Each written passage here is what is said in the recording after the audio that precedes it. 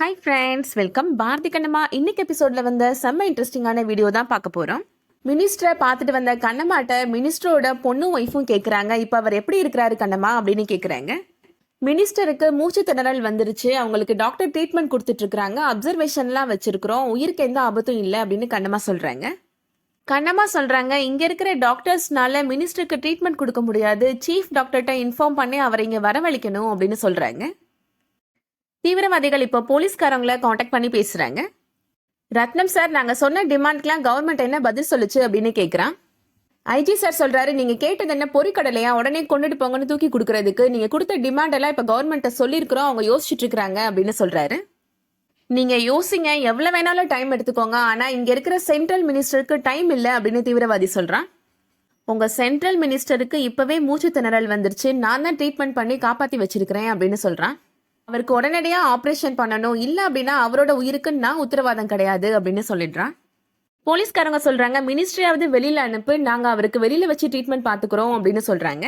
Central மினிஸ்டருக்காக தான் நாங்க ஹாஸ்பிட்டலே hijack பண்ணி வச்சிருக்கிறோம், அவ்வளவு சீக்கிரமா அவரை வெளியில விட சொல்றீங்க, எங்களை எல்கேஜி பசங்கள் நினைச்சீங்களா அப்படின்னு தீவிரவாதி கேட்கிறான். இங்க டிமாண்ட் எல்லாம் நிறைவேற்றி சென்ட்ரல் மினிஸ்டரை காப்பாற்றுற வழியை பாருங்க, எனக்கெல்லாம் சென்ட்ரல் மினிஸ்டரோட உயிரை பத்தின கவலையே கிடையாது அப்படின்னு சொல்றான்.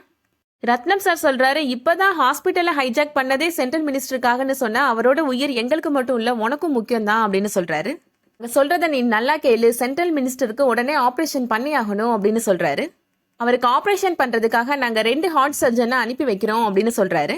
2 பேர்லாம் எங்களால அலோ பண்ண முடியாது அப்படின்னு தீவிரவாதி சொல்றான். ஒரே ஒருத்தர் மட்டும் அனுப்பி வைங்க அப்படின்னு சொல்றான். சசி மேடம் சொல்றாங்க, நடக்க போறது சென்ட்ரல் மினிஸ்டருக்கான ஆபரேஷன், அதுவும் சாதாரண ஆபரேஷன் கிடையாது, ஹார்ட் ஆபரேஷன் அப்படின்னு சொல்றாங்க. அதுக்காக நாங்க 2 ஹார்ட் சர்ஜனை அனுப்பி வைப்போம், அதுக்கு நீ ஒத்துக்க தான் செய்யணும் அப்படின்னு சொல்றாங்க. ரத்னம் சாரும் சொல்றாரு, நீங்க இதுக்கு ஒத்துக்கிட்டாதான் உங்களோட கோரிக்கைகளை நான் கவர்மெண்ட்ட பேசுவேன் அப்படின்னு சொல்றாரு. தீவிரவாதியும் வேற வழி இல்லாம 2 டாக்டர்ஸா அலோ பண்றதுக்கு சம்மதம் சொல்லிடுறான். அடுத்ததா ஐஜி சாரும் சசி மேடமும் பேசிட்டு இருக்கிறாங்க. இந்த மாதிரி கிரிட்டிக்கல் சிச்சுவேஷன்ல எந்த டாக்டர் அவங்களோட உயிரை பணயம் வச்சு உள்ள போவாங்கன்னு தெரியல அப்படின்னு பேசிட்டு இருக்கிறாங்க. உள்ள போறவரு ஆபரேஷன் மட்டும் பண்றது இல்லாம நமக்கு நல்ல ஒரு இன்ஃபார்மராகவும் இருக்கணும் அப்படின்னு சொல்றாங்க. பாரதி இப்ப அங்க வராரு, வந்து போலீஸ்காரங்கிட்ட பேசுறாரு. ஆக்சுவலி மினிஸ்டருக்கு நான் தான் சார் ஹார்ட் சர்ஜரி பண்றதா இருந்துச்சு, ஒரு எமர்ஜென்சி ஒர்க்குனால நான் வெளியில வந்திருந்தேன் அப்படின்னு சொல்றாரு. நேரம் உள்ள இருந்திருந்தேன்னா கண்டிப்பா அவருக்கு ஆபரேஷன் பண்ணியிருந்திருப்பேன் சார் அப்படின்னு சொல்றாரு. நான் இந்த டைம்ல ஹாஸ்பிட்டல் உள்ள போனேன்னா என்னோட ஃபேமிலி மெம்பர்ஸ்க்கும் அது பெரிய சப்போர்ட்டிவா இருக்கும் சார் அப்படின்னு சொல்றாரு. நான் ஃபேமிலி மெம்பர்ஸ் அப்படின்னு சொன்னது கூட வேலை பார்க்குற ஸ்டாஃப், நர்ஸ், டாக்டர்ஸ் எல்லாரையும் சேர்த்து தான் சார் அப்படின்னு சொல்றாரு. இப்போ ஐஜி சார் சொல்றாரு, நாங்க உங்க கூட இன்னொரு ஒருத்தரையும் அனுப்பி வைப்போம், ஆனா அவரு டாக்டர் கிடையாது அப்படின்னு சொல்றாங்க. அவர் டாக்டர் அப்படின்னு சொல்லிட்டு தான் வருவாரு, ஆனா அவர் ஒரு ஆர்மி மேன், அவர் உள்ள போய் அங்க இருக்கிற சிச்சுவேஷனை அனலைஸ் பண்ணி எங்களுக்கு இன்ஃபார்ம் பண்ணுவாரு அப்படின்னு சொல்றாங்க. பாரதி யோசிக்கிறாரு, ரொம்ப யோசிக்காதீங்க, நீங்க இதுக்கு ஒத்துக்க தான் செய்யணும் அப்படின்னு சொல்லிடுறாங்க போலீஸ்காரங்க. பாரதியும் இதுக்கு ஓகே சொல்லிடுறாரு. அடுத்ததா சௌந்தர்யா வீட்டுல நடக்கிறத காமிக்கிறாங்க. ஹேமா அங்க வராங்க. எதுக்கு ஹேமா நீங்க வந்து உள்ளே இருக்க வேண்டியதானே அப்படின்னு சௌந்தர்யா சொல்றாங்க. எனக்கு உள்ள இருக்க பயமா இருக்கு பாட்டி அப்படின்னு ஹேமா சொல்றாங்க. அடுத்ததா டிவி நியூஸ்ல சொல்றாங்க, மினிஸ்டருக்கு ஹார்ட் சர்ஜரி பண்றதுக்காக 2 ஹார்ட் சர்ஜன் ஹாஸ்பிட்டலுக்கு உள்ள போக போறாங்க அப்படின்னு சொல்றாங்க. அதுல ஒருத்தர் பிரபல ஹார்ட் சர்ஜன் பாரதி அப்படின்னு சொல்லிடுறாங்க. இன்னொரு டாக்டர் யாருன்னு இன்னும் சரியான விவரம் தெரியல அப்படின்னு சொல்றாங்க. சௌந்தர்யா வேணுட்ட சொல்றாங்க, இந்த மாதிரி நிலைமையில பாரதி எதுக்காக இப்ப உள்ள போறான் அப்படின்னு சொல்லி ரொம்ப வருத்தப்படுறாங்க. எனக்கு ரொம்ப பயமா இருக்கு அப்படின்னு சௌந்தர்யா சொல்றாங்க.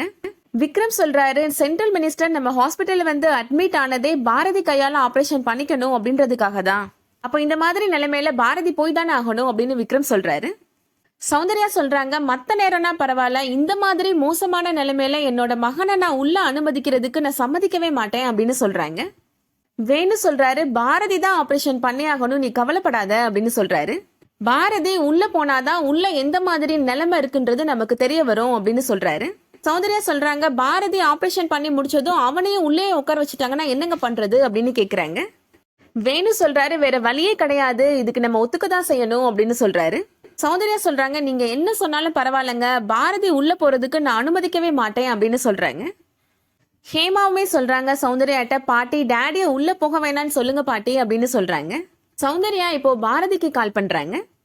என்னடா நடக்குதாங்க அப்படின்னு கேக்குறாங்க. நீ போய் எல்லாரையும் காப்பாத்தி கூட்டிட்டு வருவேன்னு நினைச்சா சென்ட்ரல் மினிஸ்டருக்கு ட்ரீட்மெண்ட் பண்றதுக்கு ஒன்னு உள்ள அனுப்புறாங்க அப்படின்னு கேக்குறாங்க. நான் தான் உங்களை டிவி நியூஸ்லாம் பார்க்க வேணான்னு சொன்னேன்லம்மா அப்படின்னு பாரதி சொல்றாரு. சௌந்தர்யா சொல்றாங்க, நீ ஹாஸ்பிட்டலுக்குள்ளலாம் போக வேணாண்டா, நீ கிளம்பி வீட்டுக்கு வா அப்படின்னு சொல்றாங்க. பாரதி சொல்றாரு, யாரும் என்னைய ஃபோர்ஸ் பண்ணி உள்ள அனுப்புனேன்னு சொல்லலம்மா, நானா தான் விரும்பி உள்ள போறேன்னு சொல்றேன் அப்படின்னு சொல்றாரு. பாரதி சொல்றாரு, சென்ட்ரல் மினிஸ்டரை விடுங்கம்மா, யாராவது சாதாரண ஆளுக்கு ஆபரேஷன் பண்றதா இருந்தாலும் நான் உள்ளதாமா போவேன் அப்படின்னு சொல்றாரு. சௌந்தர்யா சொல்றாங்க, உள்ள பெரிய பெரிய தீவிரவாதிகள்லாம் இருக்கிறாங்கடா, நீ ஆபரேஷனை முடிச்சதுக்கு அப்புறம் உன்னை வெளியில அனுப்புவாங்கன்றதுக்கு என்னடா உத்தரவாதம் அப்படின்னு கேக்குறாங்க. உன்னையும் பிடிச்சு உள்ள வச்சுட்டா என்னடா பண்றது அப்படின்னு சௌந்தர்யா சொல்றாங்க. நீங்க ஏமா இப்படி பேசுறீங்க அப்படின்னு பாரதி கேக்குறாரு. உள்ள அகிலன், அஞ்சலி, நம்ம ஸ்டாஃப்ஸ் எல்லாருமே இருக்கிறாங்கம்மா, அது தவிர உங்களுக்கு ரொம்ப பிடிச்ச கண்ணம்மா, லட்சுமி எல்லாரும் உள்ளதானமா இருக்கிறாங்க அப்படின்னு சொல்றாரு. ஹேமா இப்போ போனை வாங்கி பேசுறாங்க. டேடி நீங்க உள்ள போகாதீங்க டேடி, அவங்களுக்குலாம் எதுவும் ஆகாது, நீங்க வீட்டுக்கு வாங்க டேடி அப்படின்னு அழுதுட்டே சொல்றாங்க. நீ அழாத ஹேமா, தைரியமாறு, டேடி உன்கிட்ட திரும்பி வந்துடுவேன் அப்படின்னு பாரதி சொல்றாரு. வேணு இப்போ போனை வாங்கி பேசுறாரு. ஓ மனசுக்கு எது சரின்னு தோணுதோ அதே பண்ணு பாரதி அப்படின்னு வேணு சொல்லிடுறாரு. அவனே போலனாலும் நீங்களே அனுப்பி வச்சிருவீங்க போல அப்படின்னு சௌந்தர்யா திட்டுறாங்க வேணுவ. நீ யார் சொல்றதையும் கேட்காத பாரதி, உன் மனசுக்கு எது சரின்னு படுதோ அதே பண்ணு பாரதி அப்படின்னு வேணு சொல்லிடுறாரு. அதோட இன்னைக்கான எபிசோட் முடியுது. இன்னைக்கு எபிசோட் உங்களுக்கு பிடிச்சிருந்துச்சுன்னா லைக் பண்ணிக்கோங்க. சீரியல் அப்டேட்ஸ்க்கு நம்ம சேனலை சப்ஸ்கிரைப் பண்ணிக்கோங்க. தேங்க்ஸ் ஃபார் வாட்சிங்.